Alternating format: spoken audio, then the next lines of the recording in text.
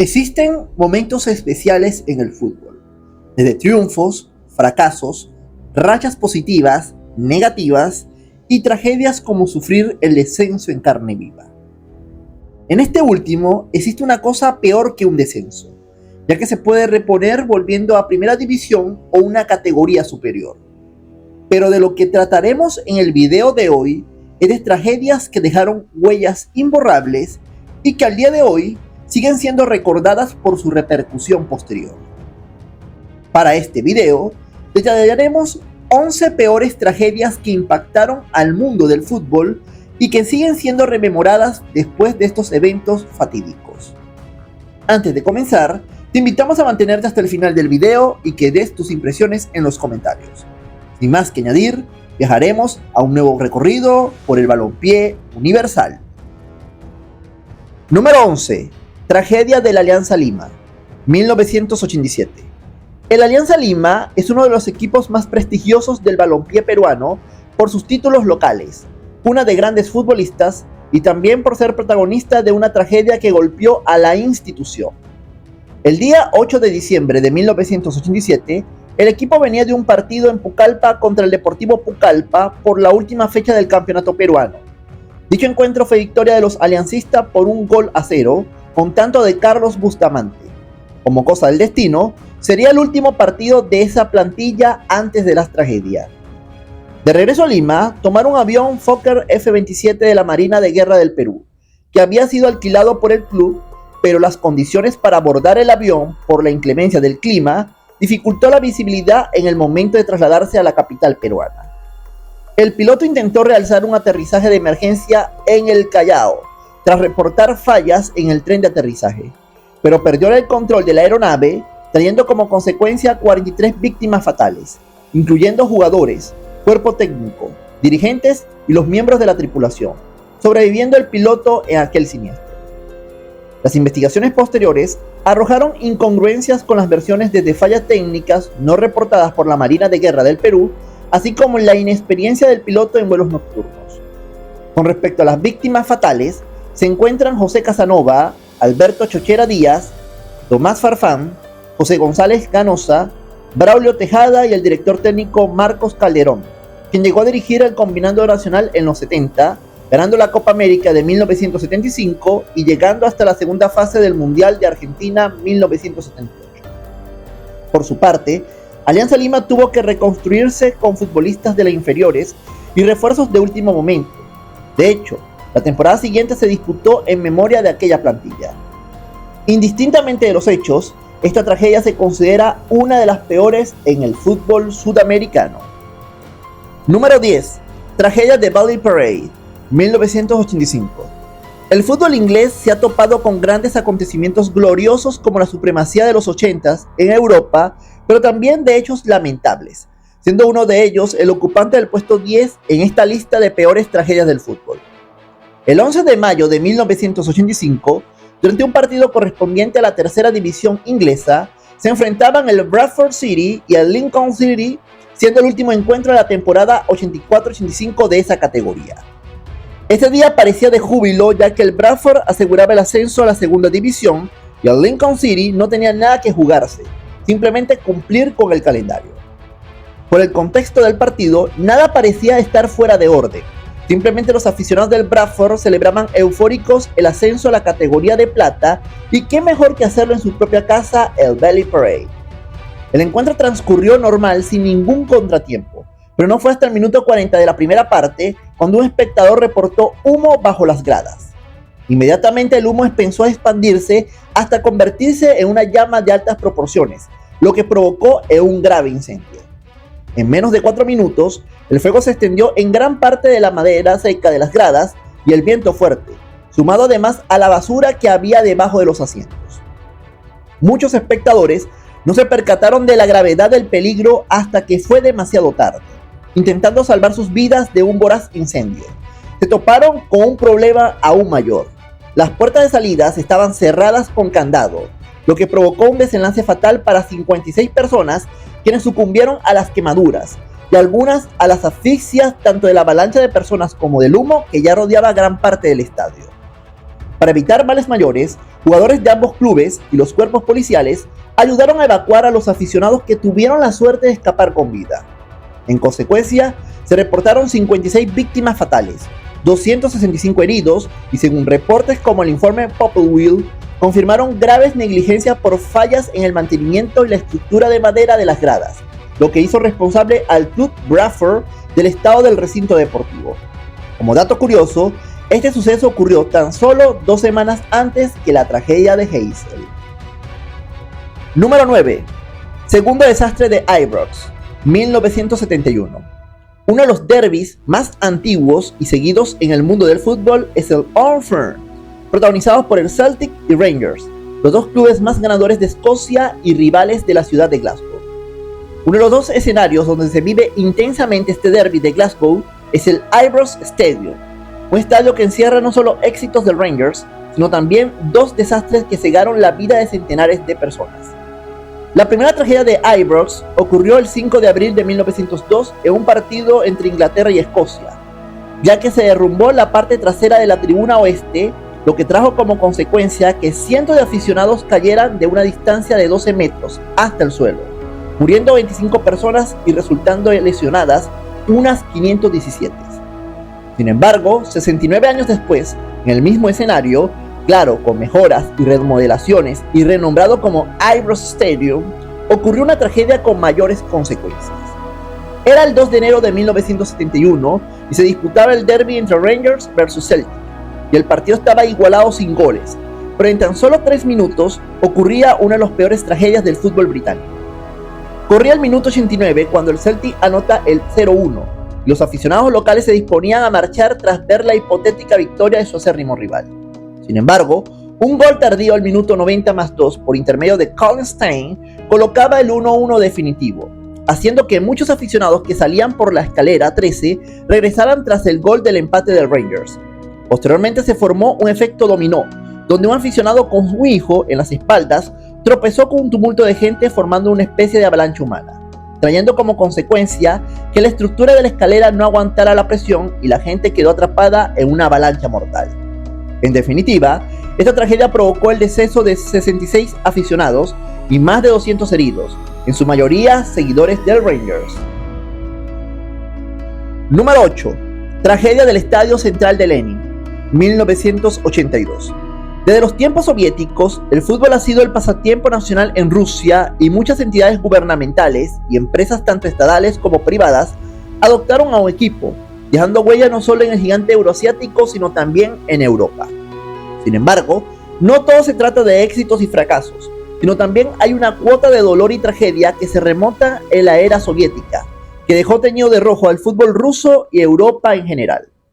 Era el 20 de octubre de 1982 y se enfrentaban por el partido de ida de los 16avos de final de la Copa de la UEFA en el Estadio Central de Lenin, en Moscú, el Sparta Moscú y el HFC Haarlem de Países Bajos, equipo que en la actualidad se extinguió desde el año 2010.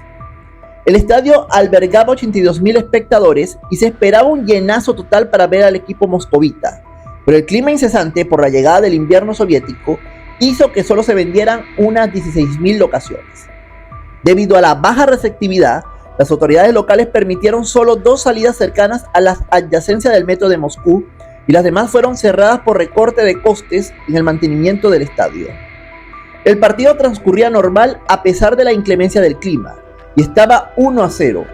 La gente empezó a salir antes para evitar aglomeraciones en las 2 únicas salidas disponibles. Sin embargo, las escaleras estaban cubiertas de hielo y había que pasar con cuidado esos obstáculos. Mientras las personas salían, una aficionada resbaló de las escaleras y tropezó con varios aficionados. Y en el minuto 88, como casualidad del destino, el Spartak anotaría el segundo gol, y los hinchas regresaron inmediatamente para saber el marcador y allí ocurrió la catástrofe. El resbalón de la aficionada conllevó un efecto dominó y hubo un choque entre las personas que bajaban y las que regresaban, formando una especie de avalancha humana que dejó graves consecuencias. La poca respuesta de los equipos de seguridad y médicos del régimen hizo que las cifras oficiales hayan sido manipuladas por el régimen soviético dirigido por Yuri Andropov. Según palabras del régimen, ocurrió simplemente heridos leves y nada que lamentar cuando la realidad fue otra y más atroz. Tuvo que pasar 7 años después de la tragedia del Estadio Lenin que se dio a conocer la cifra oficial que dio el régimen, esta vez de Mikhail Gorbachev, que reportó 66 fallecidos y más de 60 heridos. No obstante, las cifras extraoficiales hablan de centenares de muertos, para ser específico de 300, y más de 250 heridos. Y lo peor del caso es que muchos de los aficionados no pudieron ser identificados y los sepultaron en fosas comunes.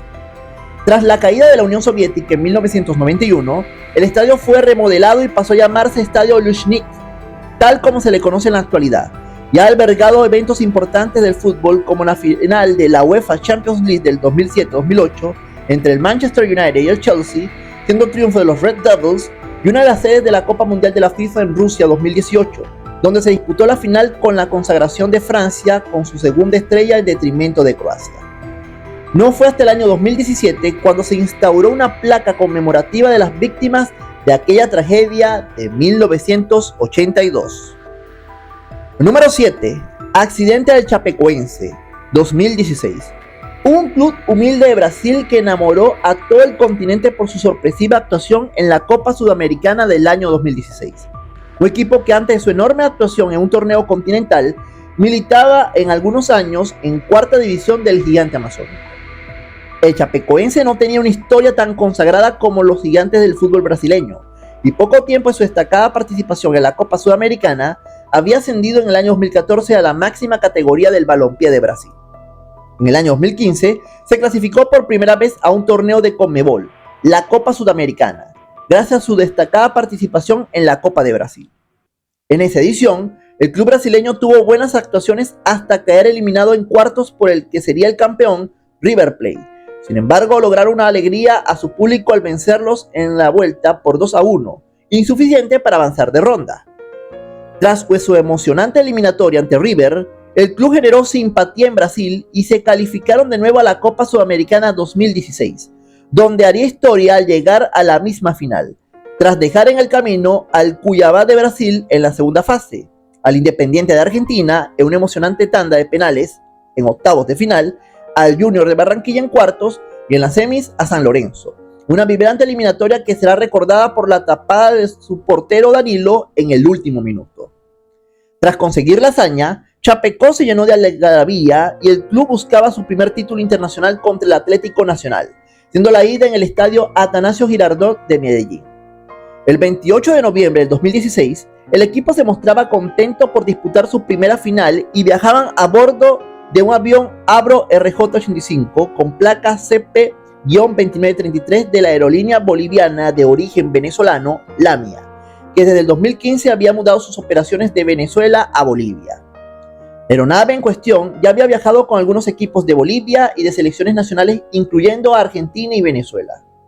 Esa noche de la tragedia, el equipo viajó desde el Aeropuerto Internacional de Viru Viru de Santa Cruz de la Sierra rumbo al Aeropuerto Internacional José María Córdoba de Río Negro en Colombia. A bordo iba la plantilla del Chapecoense entre jugadores y miembros del equipo técnico, además de algunos reporteros que iban a cubrir el partido y los miembros de la tripulación. Sin embargo, una falla gravísima de combustible y el error de no reportar ese problema a las torres de control de los aeropuertos cercanos conllevaron a que el avión se precipitara en una zona montañosa llamada Cerro Gordo de la localidad colombiana de La Unión.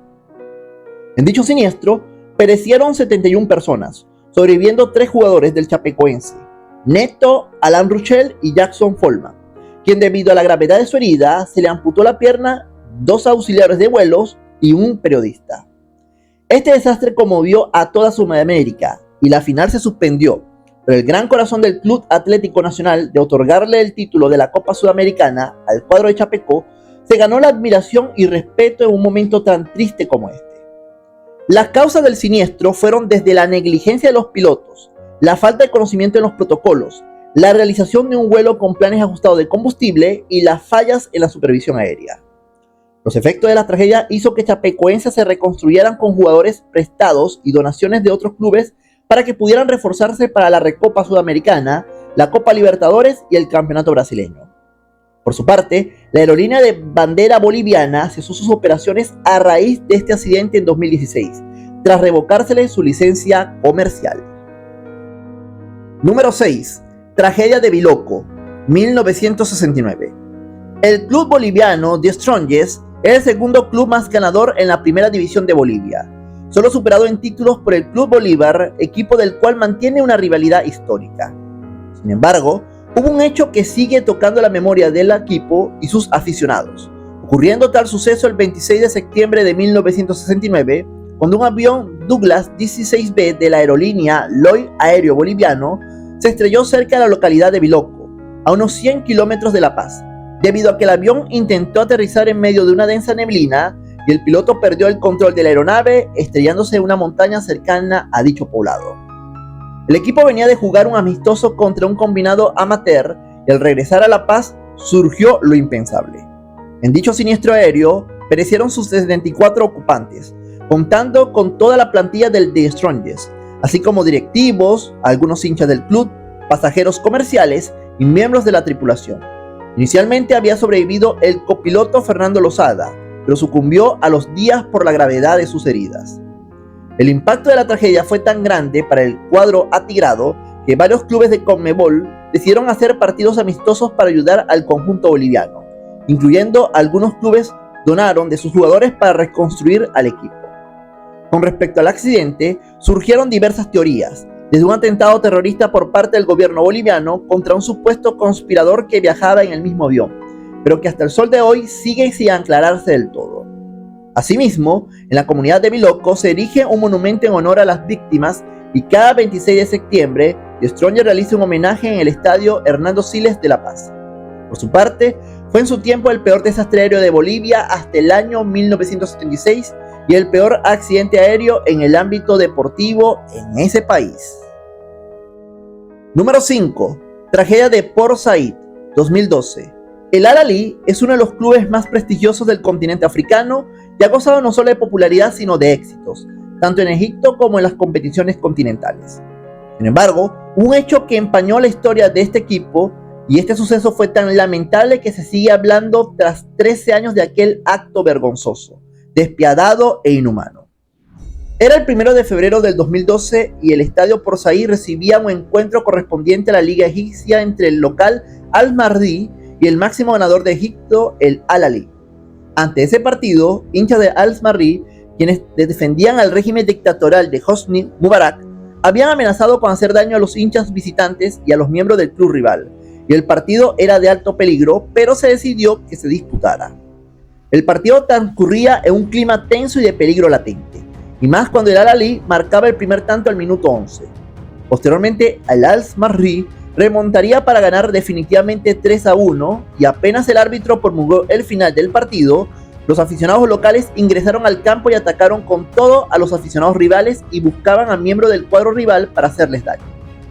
Lo que se vivió en Port Said fue lamentable y trágico. Los jugadores del equipo visitante, junto con sus directivos, tuvieron que resguardarse dentro de sus vestuarios ante la inacción policial y de los cuerpos de seguridad del régimen. El suceso fue atroz que, según cifras oficiales, 74 personas perecieron, en su gran mayoría hinchas del Al-Ahly, así como un policía y un hincha de Al-Mardi. Además de más de 500 personas resultaron heridas, aunque se habla de al menos 1000 aficionados y cuerpos de seguridad. Dicho suceso fue denunciado ante las instancias oficiales, pero no tuvo la respuesta contundente esperada. Asimismo, la raíz de esta tragedia se ve a un fuerte componente político, desde el apoyo de la primavera árabe del 2011 por parte de Al-Ahly, así como el apoyo a la dictadura de Mubarak de parte de Al-Mardi. Posterior a la caída del régimen, se condenó a 21 de los 70 acusados del suceso, aunque sus condenas fueron finalmente reducidas. Por su parte, cada 1 de febrero, el club Al-Ahly conmemora a las víctimas de aquella fatídica noche. Número 4. Tragedia de Hillsborough, 1989. El Liverpool no solo ha sido testigo de grandes acontecimientos como la obtención de sus 6 Copas de Europa, sus logros en la Premier League y en otros títulos tanto locales como internacionales. En el otro extremo, ha sido testigo de eventos dolorosos y trágicos como la tragedia de Heysel, de cual se abordará en futuros videos, como de un hecho que fue peor que la de la final europea de 1985. Tan solo 4 años después de la tragedia de Heysel, en la víspera de la final de la Copa de Europa de la temporada 84-85, sucedió otro evento que tiñó de rojo un encuentro que parecía normal en la semifinal de la FA Cup de la temporada 88-89. que protagonizaron el cuadro Red y el Nottingham Forest, otro gran club que conquistó 2 copas europeas en la década del amplio dominio inglés. El 15 de abril de 1989, en el estadio Hillsborough de Sheffield, se medían el cuadro Red y el Forest para definir el cupo a la final de la FA Cup en esa temporada. Antes del encuentro, la boletería se había vendido como pan caliente y la policía decidió abrir para evitar la tanta aglomeración de los alrededores del estadio, al menos varias compuertas. El sobrecupo en la tribuna Lippins Lane hizo que ingresaran masivamente aficionados por una sola parte del acceso. De igual forma, el estadio tenía vallas que hacían difícil las salidas de emergencia en momentos de apremio. El ingreso provocó un colapso total y la consecuente avalancha humana dejó un saldo lamentable, sumado a la responsabilidad policial que poco o nada hizo al momento de la tragedia. De este lamentable incidente, fallecieron inicialmente 94 personas, que se fue extendiendo a 97, siendo la última víctima un hombre llamado Andrew Devine, que duró 32 años conectado artificialmente por el hecho, además de 766 heridos. Tras este suceso, el gobierno británico de Margaret Thatcher elaboró el informe Taylor con la finalidad de erradicar el hooliganismo y responsabilizó a los cuerpos de seguridad de la tragedia, debido a que autorizaron el sobrecupo de una de las graderías y cerraron las puertas reaccionando tarde ante una tragedia que pudo evitarse si se actuaba a tiempo. Como dato anecdótico, un primo del exjugador y director técnico inglés Steven Gerrard, llamado John Paul Gigoli, de 10 años, falleció en dicha tragedia. Tras años de lucha por la justicia y verdad, dictaminó que las muertes fueron homicidio culposo y retiró toda la responsabilidad a los hinchas. La tragedia de Hillsborough fue el punto de inflexión para la erradicación del fenómeno del hooliganismo y una lección que se tardó en aprender y en dar justicia a los familiares de las víctimas. Número 3. Desastre del estadio Eugene Young, 2001. A lo largo de este deshonroso top, han surgido tragedias que han rozado el centenar de víctimas, según las cifras oficiales ofrecidas en su momento. Pero a partir de acá, las cifras se cuentan por centenas y dejan a todos a la reflexión. En el puesto 3, ubicamos una tragedia que golpeó al fútbol africano, considerándose hasta ahora como la peor de dicho continente.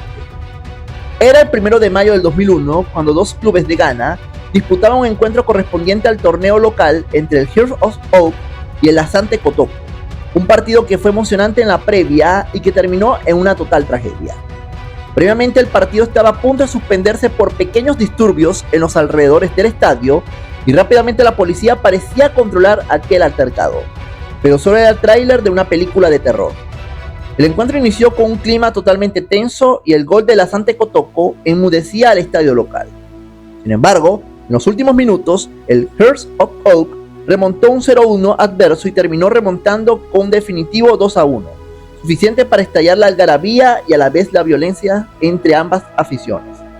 Los aficionados del Kotoko lanzaron piedras y botellas a la afición local y al campo en señal de protesta por el resultado, y los cuerpos de seguridad decidieron actuar.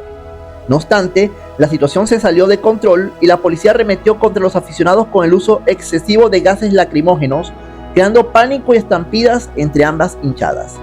Por otro lado, las puertas se cerraron para evitar el ingreso de aficionados que no pagaron el boleto y no las abrieron con tiempo, formando una avalancha humana al ver que no había salida por donde escapar. Tanto la asfixia a los gases lacrimógenos, sumado a la estampida humana, se visualizó un panorama triste y desolador. 127 personas perecieron, entre ellos mujeres y niños que acudían en familia para un partido de fútbol. Asimismo, se reportaron centenares de heridos con traumatismos desde graves a leves. En cuanto a las responsabilidades, cayó desde la mala organización del estadio, fallas en el protocolo de seguridad, violencia previa entre las hinchadas y la negligencia del gobierno, sumado a la fuerza excesiva de los organismos del orden público. Tanto fue el desastre que se hizo reformas en el fútbol ghanés y se prohibió por un buen tiempo el ingreso de aficionados visitantes y se mejoraron los protocolos de seguridad. Pero en cuanto a los culpables, un puñado asumieron ante la justicia, insuficiente para familiares que exigían castigo a los responsables. Número 2. Tragedia de Kanguruhan, 2022. En el puesto 2 ubicamos una tragedia que es la más reciente de todas las que hemos mencionado hasta aquí, incluyendo el primer lugar del listado. De África nos trasladamos a Asia, específicamente a Malang, Indonesia, donde un encuentro de fútbol del derbi de Java Oriental se transformó en un hervidero de violencia, descontrol y muerte. El 1 de octubre del 2022 se medía el Arema Fútbol Club y Persebaya Surabaya en un derbi local del torneo de Indonesia. El amplio favorito era el Arema, que fungía de local en el estadio Kanjuruhan, que albergaba 40.000 espectadores. Sin embargo, la inesperada derrota del Arema por 2-3 sobre el Persebaya provocaron frustración y una escalada de violencia por parte de los aficionados locales que saltaron al césped arremetiendo contra los jugadores de ambos clubes. Ante la situación, la policía lanzó bombas lacrimógenas a las gradas para intentar apaciguar a la hinchada y se bloquearon las salidas con tanquetas y fuerzas antimotines, siendo un grosso error que conllevó a un panorama desolador. Los aficionados intentaron buscar las salidas y se amontonaron provocando una estampida humana y a la consecuencia asfixia entre el humo de las lacrimógenas y aplastados entre sí. La ayuda médica no pudo llegar a tiempo por el bloqueo de las tanquetas y el acceso se pudo completar a las horas del incidente. Con respecto a las víctimas, según las cifras oficiales fueron 132 personas que perecieron, incluyendo 32 niños, más de 580 heridos y una escalada de violencia que siguió tras este lamentable suceso. En consecuencia, hubo una reacción social que acabó con fuertes protestas por el uso excesivo de la policía y se decidió suspender la Liga de Indonesia por una semana, además de destituciones a los encargados de la policía local. El Club Arema recibió una sanción económica y la prohibición de disputar sus partidos en el estadio. De esta forma, la tragedia del estadio Kanjuruhan se considera el peor desastre en el ámbito del fútbol en el continente asiático y el segundo en el contexto mundial. Número 1. Tragedia del Estadio Nacional de Lima, 1964. El ocupante del primer lugar es hasta ahora el peor de todas las tragedias relacionadas con el fútbol y esperemos que no ocurra un evento superior al que nos compete en este peldaño. Dicho suceso ocurrió en Sudamérica y es incomparable a todo lo que hemos mencionado. Este lamentable suceso ocurrió el 24 de mayo de 1964 durante un partido clasificatorio para los Juegos Olímpicos de Tokio entre las selecciones de Perú y Argentina, quienes definían un cupo para dicho evento deportivo. El partido estuvo disputado hasta el gol de Argentina, que obligaba a Perú al menos a empatar para ir a un repechaje. Sin embargo, la acción que desencadenó la violencia vino a partir del minuto 85 del partido, cuando el árbitro uruguayo Ángel Pasos anuló un gol supuestamente legal de Víctor Quilo Lobatón, una falta previa a un defensor argentino. La invalidación del tanto hizo que el partido se acabara antes de tiempo, por la rabia de la afición local que bajó al césped para agredir al árbitro por tal polémica acción. Lo que vino después fue una escalada de violencia sin precedentes. Ambas hinchadas se agredieron entre botellas, palos, piedras y navajazos, además de la excesiva acción policial. A su vez, las puertas de acceso se cerraron con candados para evitar colados y se bloquearon todas las salidas de emergencia, lo que hizo que fuese una trampa mortal para las aficiones. Sumado a la poca efectividad de los protocolos de evacuación y el ahogamiento masivo por los efectos de los gases lacrimógenos, se saldó con una de las tragedias peores del fútbol sudamericano. En definitiva, las cifras oficiales fueron de 328 víctimas fatales y más de 500 heridos, aunque algunas fuentes aseguran que los registros pudo rondar las 500 víctimas mortales y el millar de heridos. Las consecuencias de este acto fueron condenadas por la comunidad del fútbol y pese a ello, los familiares solo recibieron una indemnización insuficiente, sin algún juicio o investigación de los responsables. Tras este incidente, el partido se suspendió y Argentina ganó por default, mientras Perú debió enfrentarse a un repechaje contra Brasil, encuentro que perdería por 4-0 en Río de Janeiro. Mientras que la clasificatoria sudamericana se decidió suspender por tal lamentable suceso. Con respecto al estadio, se realizaron grandes reformas como la eliminación de las rejas y mejoramiento de los protocolos de seguridad.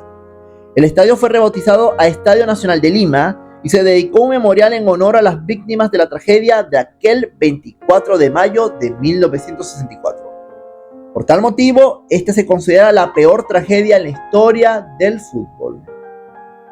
Acá mencionamos otras tragedias que ocurrieron y merecen ser rememoradas.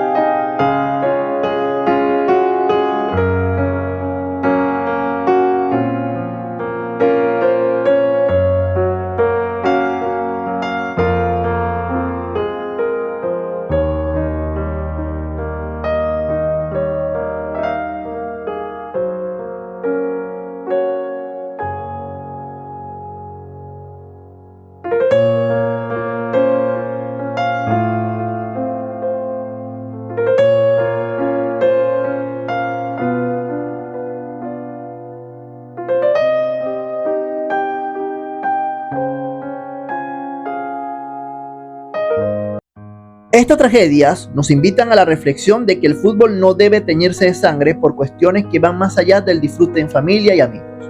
Honramos a las víctimas y sus familiares de tal lamentables sucesos. Si quieres comentar algo al respecto, puedes dejar tus impresiones en los comentarios. Te invito a suscribirte al canal si te gusta nuestro contenido.